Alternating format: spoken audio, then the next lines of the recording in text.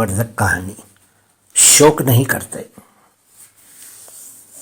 एक छोटा सा घर था। घर के एक कोने में एक सन्यासी बैठे कुछ लोगों से वार्तालाप कर रहे थे। कमरे के बीचों बीच एक बुजुर्ग का शव रखा था। घर के अंदर से रोने की आवाजें आ रही थी। वो सन्यासी लोगों को ज्ञान की बातें बता रहे थे। उन्होंने कमरे में रखे उस शव की तरफ संकेत किया। उस शव के पास एक बालक खेल रहा था। सन्यासी ने लोगों से कहा, देखो, ये बालक मृत्यु से बिल्कुल अनजान है। इसको नहीं मालूम है कि मृत्यु क्या होती है। ये उसके दादाजी के शव के पास इस तरह से खेल रहा है जैसे कि कुछ हुआ ही ना हो, जबकि अंदर सभी लोग रो रहे हैं। सुनने वाले लोगों में से एक ने सन्यासी से कहा, महाराज, ये मृतक आपका छोटा भाई भी तो है।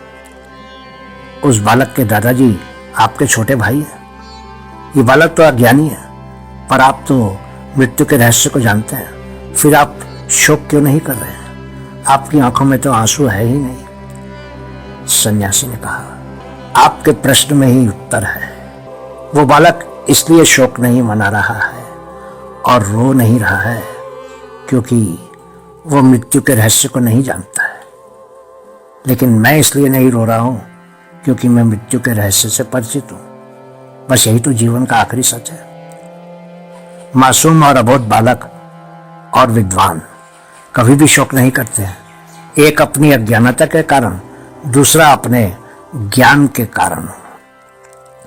सन्यासी ने सब कुछ बहुत ही शांत स्वर में कहा और फिर कुछ देर बाद उसी सहज भाव से उठे और अपने भाई यानी दादाजी की अर्थी को कंधा देकर शमशान की तरफ चलने लगे। उनके चेहरे पर शांति और संतोष के भाव थे। पीछे से राम नाम सत्य है कि आवाजें बार बार गूंजने लगी। सन्यासी चुप थे और वो बालक अपने छोटे छोटे पैरों पर थिरक रहा था और नन्हे नन्हे हाथों से ताली बजा रहा था।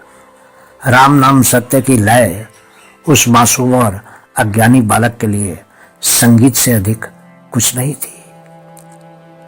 बहुत बहुत शुक्रिया।